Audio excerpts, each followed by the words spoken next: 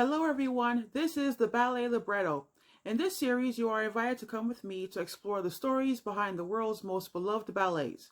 This program is not only for ballet fans around the world, but also for people who love a good story.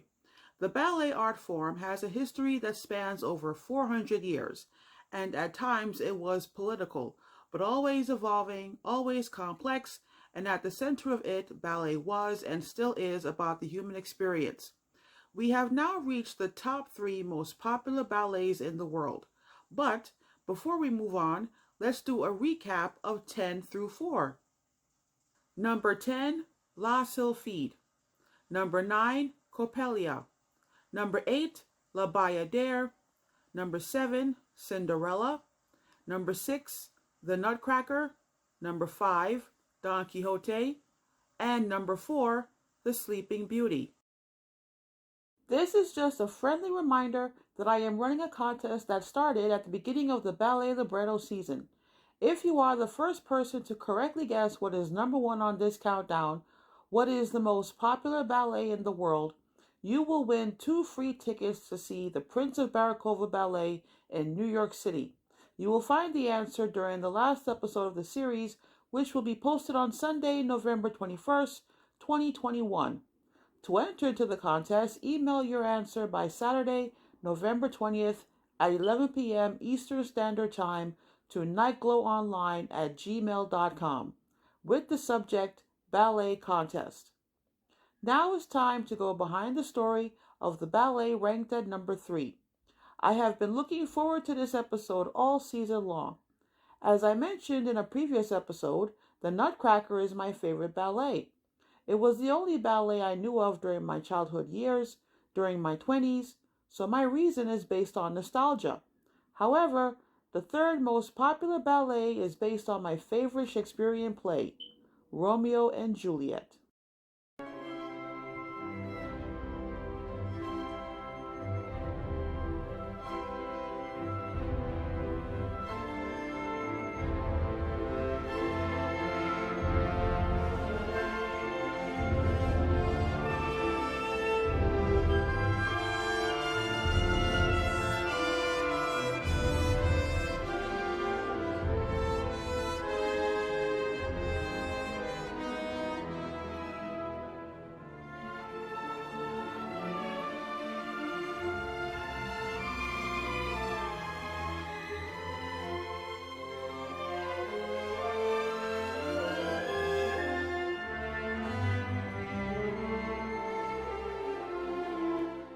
Big fan of Shakespeare. He wrote approximately 36 to 38 plays that we know of, and out of those plays I have read 23 of them. So far, I plan to read the other 15 in the future. And the reason I read so many of his plays was in 2009, I started a 7-year writing project in which I wrote an original Shakespearean play titled The Charioteer of Rome, in honor of the 400th anniversary of his death in 2016. Now, according to general consensus, Hamlet is the best play Shakespeare ever wrote. However, Romeo and Juliet is my favorite play because the story transcends time and place.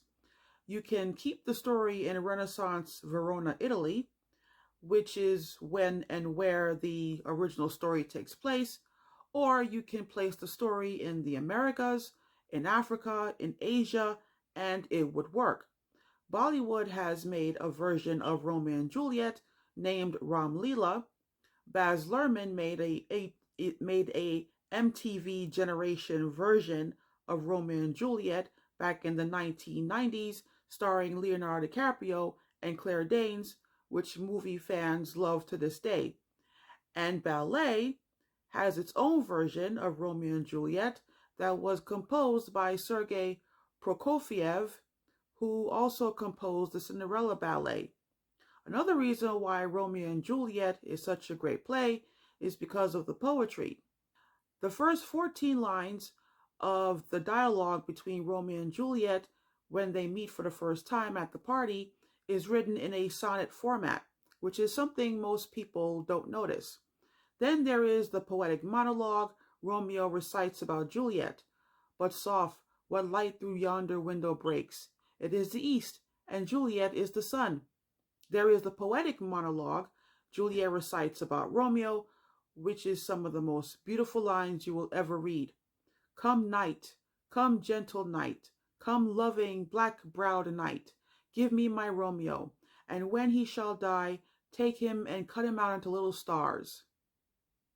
In case you are not familiar with the story, William Shakespeare's Romeo and Juliet takes place in Verona, Italy. The Capulet family and the Montague family have been enemies for a long time. The story begins when members of both houses participate in a street brawl that the city leader Prince Aeschylus has to break up. Later on that day, Lord Capulet prepares for his masked ball he is hosting that evening, in which he plans to invite Count Paris, one of Prince Aeschylus's relatives, to arrange a marriage between Paris and his daughter Juliet. Romeo, the son of Lord and Lady Montague, along with his cousin and his best friend Mercutio, sneak into the party. It's there that Romeo meets Juliet. After the party is over, Romeo looks for Juliet on the grounds of the Capulets' house. They declare their love and plan to get married. Romeo asks his priest, Friar Lawrence, to officiate the wedding the following morning. Later on in the afternoon, Tybalt, who is Juliet's cousin, picks a fight with Romeo. No one knows Romeo and Juliet got married. So Romeo tries to make peace with Tybalt, but he won't hear of it. Mercutio, being Romeo's best friend, gets offended and they have a duel. Tybalt kills Mercutio. Out of revenge, Romeo kills Tybalt, but he soon regrets the hasty decision he has made. When the Capulets and the Montagues find out, they go in front of Prince Aeschylus so he can hear their case. Lady Capulet wants Romeo to pay with his life. Lord Montague defends Romeo's decision because he killed Tybalt out of revenge. Prince Aeschylus decides to banish Romeo from Verona. To make matters more complicated, Lord Capulet pushes up the wedding date between Paris and Juliet to the following Thursday. Juliet refuses to marry Paris, and she runs to Friar Lawrence for help. The friar hatches a plan where she takes a potion that will make her appear dead for 42 hours. During that time, he planned to write to Romeo, who is now living in Mantua, and tell Romeo what is going on so he can rescue Juliet. But the messenger is delayed, and Romeo's manservant finds out Juliet is being buried in the family tomb. He travels to Mantua, gives Romeo the bad news. Romeo buys poison from the apothecary because he plans to commit suicide and join Juliet, which is what he does. However, right after Romeo drinks the poison, Juliet wakes up, finds Romeo dead, and she kills herself with his dagger. The story ends when Friar Lawrence has to explain to the Capulets, the Montagues, and Prince Aeschylus all that happened, including Romeo and Juliet's secret marriage, and Lord Capulet and Lord Montague decide to end the long feud and finally make peace. The earliest version of Romeo and Juliet appears in Metamorphoses, written in 8 AD by the Roman poet Ovid. The story is about Paramus and Thisbe, who live next door to each other in Babylon. Their parents are enemies, however, they fall in love, and Paramus falsely believes that Thisbe was killed by a lion. Another story that greatly resembles Shakespeare's was published in 1476. The Italian writer Masuccio Salernitano wrote a book of short stories, and one of those stories was titled Mariotto e Ganosa, and the story took place in Siena, a town located in Tuscany, Italy. Salernitano indicated in the book that the story was based on factual events that took place during his lifetime. His version of the story includes the secret marriage, the colluding friar, the fray where a prominent citizen was killed, Mariotto's exile, Ganosa's forced arranged marriage, the potion, and the undelivered message. In this version, Mariotto is beheaded, and Ganoza dies of grief. Less than 50 years later, in 1524, the Italian writer Luigi da Porto wrote a story titled Giulietta e Romeo. The story was heavily inspired by both stories, Paramus and Thisbe, and Mariotto e Ganoza. However, his story is considered to be autobiographical. The Savognone clan and the Strumieri clan were political rivals in Udine, a town located in the Italian Alps in the same province as Venice and Verona. The Savognons were hosting a party that Luigi da Porto, who was a soldier at that time, attended. It was there he met and fell in love with Lucina Savognon, but the family feud got in the way of their courtship. Later, the Savognons led an attack on the city, and many members of the Strumieri family were murdered. Many years passed before da Porto decided to write the story. He wrote the story in a small town overlooking the castles of Verona, and he dedicated the story to Lucina. He changed the names of the feuding families to Montecchi and Cappelletti. The friar was Frate Lorenzo. Mercutio was originally named Mercutio Guercio. Tybalt was Tebaldo Cappelletti, and Paris was originally Conte Paridi di Ladroni. In 1562, the English writer Arthur Brooke wrote a narrative poem titled Romeo and Juliet that was based on the Italian stories. It was the stories by da Porto and Arthur Brooke that Shakespeare based his play on. At the time, Italian stories were popular among theatergoers in London, so Shakespeare was basically telling stories he thought would be a hit with the audience. And Romeo and Juliet did become one of his successful plays. It was first published in 1597, along with other plays Shakespeare wrote. The first known ballet based on the play was performed in 1785 at the Theatre Samuel in Venice, Italy. It was choreographed by Eusebio Luzzi, and it consisted of 5 acts, and the score was composed by Luigi Mariscalchi. Not much is known about the choreographer nor the composer. What I was able to learn was Mariscalchi worked as a composer and a music publisher, and in his lifetime he composed 6 operas and over 30 ballets. Unfortunately, most of his work has been lost. A new ballet based on the play was not created until 1935. The Ballet Libretto was written by Adrian Piotrowski, who was the artistic director at the Leningrad Film Studio, a film production company located in modern-day St. Petersburg. He met the composer Prokofiev in 1934 and suggested that he compose a ballet based on Romeo and Juliet. Prokofiev wanted a happy ending, contrary to the ending of the play, in which Juliet wakes up from the coma before Romeo arrives to the tomb and they run away together and live happily ever after. However, Russia at that time was part of the Soviet Union under the leadership of Joseph Stalin, and the Soviet Department of Cultural and Art Affairs did not like the happy ending and told Prokofiev to recompose the ballet and change the ending back to Shakespeare's original ending. The ballet was to have its premiere at the Bolshoi Theater because it was commissioned by its artistic director at that time, Vladimir Mutnik. However, the Soviet officials were having issues with the Russian theatrical community. So instead, the ballet premiered in December 1938 at the Mayhen Theater in modern-day Czech Republic. Vladimir Mutnik was executed by Soviet officials in 1936. Piotrowski never lived to see the premiere either because he was killed by Soviet officials in 1937 due to another libretto he wrote that the officials did not approve of. And Prokofiev never saw the premiere because the government didn't allow him to travel to the Czech Republic. Stalin and the Soviet officials forced him to make so many changes to his composition that when the ballet was finally performed in Russia in 1940, Prokofiev called the music a patchwork.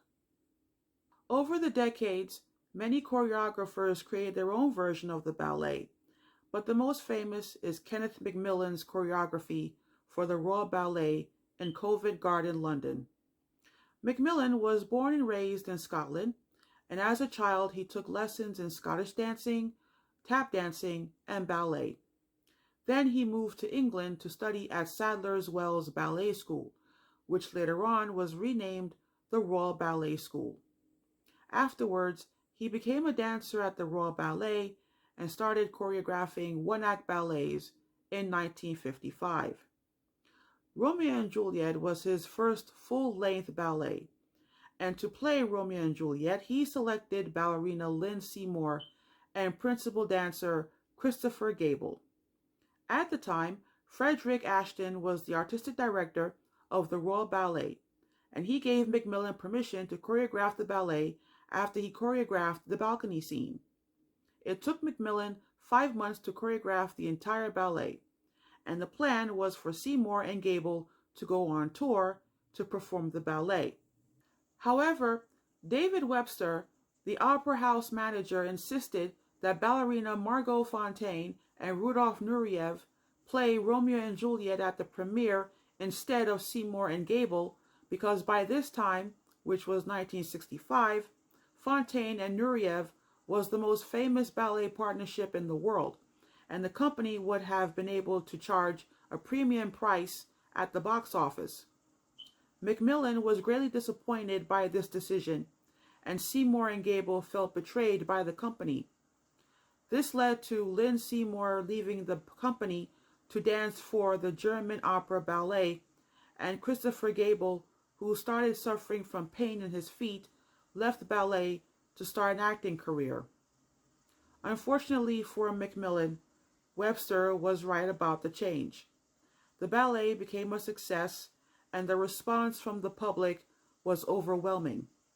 On opening night, Fonteyn and Nureyev received a standing ovation that lasted 40 minutes. After the 43rd curtain call, the theater had to pull down the safety curtain to force the audience to leave the theater. Well, at this point I usually say I hope you enjoyed the episode, but the story behind Romeo and Juliet is so sad. I have been looking forward to doing this episode since the beginning of the season, and after I did my research for this episode, I am amazed as to how sad the story is. I'm really surprised this was based on a true story, and I had no idea I was going to end up talking about Stalin in this episode. Stalin? Wow. I haven't read about Stalin since high school world history class, and I wasn't planning on reading about him ever again. But this goes back to what I say in the beginning of every episode. Ballet is political and complex. But I think this episode in particular can teach us a lesson that over the centuries, artists have not only devoted their lives to art, but they were willing to risk their lives for the sake of it. Therefore, humankind cannot live without art. To conclude, if you have never watched Romeo and Juliet, I suggest one of two versions. The first version is the 2017 performance at Teatro alla Scala in Milan, Italy, in which Misty Copeland and Roberto Bolle play Romeo and Juliet. The second version is the 2019 performance at the Royal Ballet in London, where Matthew Ball and Yasmin Nagdi played the titled roles. I highly suggest these two versions because Romeo and Juliet requires dancers who can act. So these two partnerships give the most convincing performances I have ever seen. Now, the balcony scene feels different when you watch both partnerships. Copeland and Bolle bring a joyful, happy spirit to the balcony scene, whereas Ball and Nagdi's performance is filled with passion and raw chemistry, and both interpretations of the scene work. Either way, it works. So, I love both versions of the ballet, and I never get tired of watching them. So I hope you find any of those versions and enjoy watching them. If you have a favorite version of the ballet, let me know in the comment box. I would love to hear from you and open up a conversation. This ballet is performed around the world, so every ballet fan has a favorite in terms of who plays Romeo and Juliet and who is the choreographer. I am doing this series in celebration of a new ballet that will premiere in New York City in April 2022, titled The Prince of Barykova. The Prince of Barykova is a romantic ballet that will be danced to rock music instead of classical music. It tells the story of a prince who takes a trip around the world looking for his soulmate. If you would like to purchase the Ballet Libretto, my book, The Journal of a Ballet Librettist, will be available on Amazon Monday, November 15th, 2021. Thank you to my subscribers, and if you are new to this channel, go ahead and click the subscribe button below. Click like and share. Thanks for watching, and see you next time on the Nightglow Entertainment channel right here on YouTube.